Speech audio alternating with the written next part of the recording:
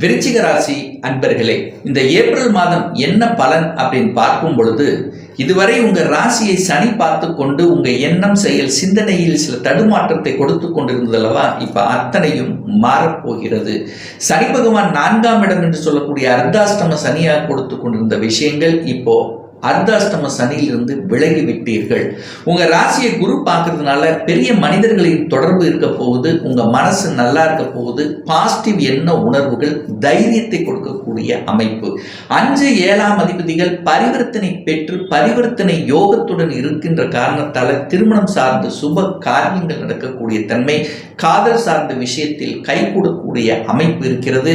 10ஆம் அதிபதி உச்ச பலத்தை அடையக்கூடிய இந்த மாதத்தில் அரசு சார்ந்த விஷயங்கள், அட்மினிஸ்ட்ரேஷன் சார்ந்த விஷயத்தில் அரசியல்வாதிகளுக்கு நற்பலனை கொடுக்கக்கூடிய அம்சம் என்பது இந்த காலகட்டம் சிறப்பு அப்படின்னு நம்ம சொல்லுவோம்.